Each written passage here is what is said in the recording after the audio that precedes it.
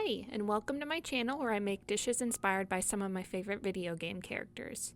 Today's dish is inspired by Ventus from the Kingdom Hearts series. What an absolute sweet guy of a character he is. Getting to know Ventus through Birthbysleep was a joy, even though it led to lots of questions. I loved seeing how childish and happy he was when interacting with all of the characters in the different Disney world, and he is such a sweet friend to Terra and Aqua. Of course, the questions arise quickly when you go through his story. Who is Ventus? Why is Ventus so important to Xehanort? Why does he look exactly like Roxas? And that's not even touching his introduction in the Key mobile game. Even though he has an identical appearance to Roxas, he really does stand out as his own character, which is quite the feat. Now, when thinking of a dish to make for Ventus, I couldn't get past his main color scheme of green. Ventus means wind, and so he was assigned the color of green, and there's a lot of delicious foods that are green. He seems more like he would want a savory dish to eat and keep him energized, but it can't be too heavy, and it has to be easy to eat. On the other hand, it can't be too boring since he is so lively and fun, so it has to have some spunky flavor to it. With all of this, I felt like a pesto chicken sandwich would be a great fit for Ventus.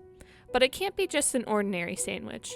No, the buns of the sandwich are going to be pieces of garlic bread. Here's what we'll need to make this succulent sandwich.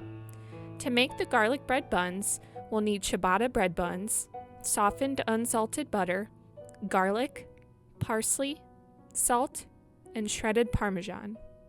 For the pesto chicken, we'll need chicken breasts, salt, black pepper, Italian seasoning, olive oil, unsalted butter, pesto sauce, and optional marinara or pasta sauce for dipping.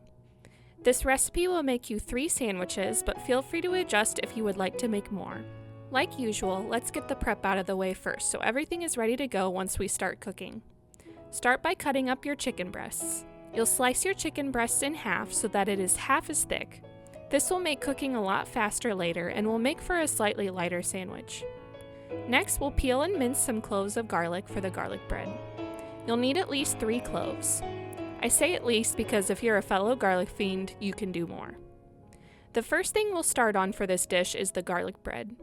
Preheat your oven to 425 degrees Fahrenheit and line a baking sheet with aluminum foil.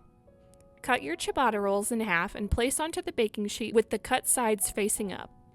From here, we'll make the garlic mixture to coat the bread. In a small bowl, mix together a 1/4 cup of softened unsalted butter, your minced garlic, a 1/2 tablespoon of parsley, a 1/4 teaspoon of salt, and a 1/4 cup of Parmesan cheese. Mix everything up until everything is well distributed, and then with a spoon or knife, spread the mixture evenly onto the top of your ciabatta buns. At this point, your buns are ready to go into the oven. We'll bake our garlic bread for 10 to 15 minutes, and with about 2 minutes left of the bake, you'll remove from the oven to sprinkle with some more Parmesan cheese. You'll bake for just a couple more minutes until your bread is the perfect shade of golden brown, and then you'll remove from the oven and set aside for assembly later. Next, we can get started on the chicken. Season both sides of your chicken with salt, pepper, and Italian seasoning. I usually don't measure this out and prefer to just kind of eyeball the amount to make sure it's coated well. From here, we'll head on over to the stovetop. If you want to make a marinara or pasta sauce for dipping, go ahead and start heating it now in a small saucepan. It's not required, but I feel like it adds a really nice sweetness to the dish. To cook the chicken, start heating a large skillet on medium heat. Once your skillet is warm, add about a tablespoon of oil and swirl it around to make sure that the surface is well coated. You'll then add in your chicken breasts, pushing down slightly when you first set it in the pan to get a better sear. We'll cook the chicken for about 5 to 7 minutes on the first side before flipping to the second side. The chicken should have a nice sear and brown color to it when you flip. Once your chicken has flipped over, just like a Ventus double jump, add in about a tablespoon of unsalted butter and again swirl it around until the butter evenly coats your cooking surface.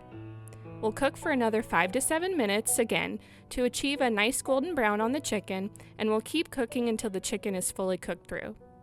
To make sure your chicken is fully cooked, it needs to reach an internal temperature of 165 degrees Fahrenheit. When your chicken is fully cooked, transfer it over to a clean surface to rest and cool. Give it at least 5 minutes to cool down to make sure that the juices remain in the chicken for extra flavor, and so you don't burn your mouth. At this point, all we have to do is assemble the sandwiches. If using a dipping sauce, pour your sauce into small bowls or cups. Then, when your chicken has had at least 5 minutes to cool down, you'll spoon or brush about a half jar or 3 ounces of pesto onto both sides of your chicken. Feel free to use more or less depending on your preferences for pesto. You'll then place your chicken into your garlic bread buns. Repeat for all of your sandwiches, and voila, you're ready for a bite. I absolutely adored these sandwiches. They're packed with so much deliciousness and flavor, and I honestly scarfed them down a little bit too quickly. The chicken is nice and juicy and is such a light yet satisfying protein to the dish. The mix of pesto, cheese, and garlic is such a wonderful bite, and with marinara sauce it is even more heavenly. This dish comes together pretty easily too, with not too many ingredients or steps to worry about, which makes it all the more of a joy to make and eat. You can easily serve with a vegetable of your choice or other side dish for an even more complete meal. Is Ventus a cook? I don't think so. The cook of the group is definitely either Master Ericus or Aqua, and I could see either of them whipping this up for Ventus after he did a great job during training that day. They'd make plenty of sandwiches so that Ventus could easily bag up the leftovers and eat on the go while out training.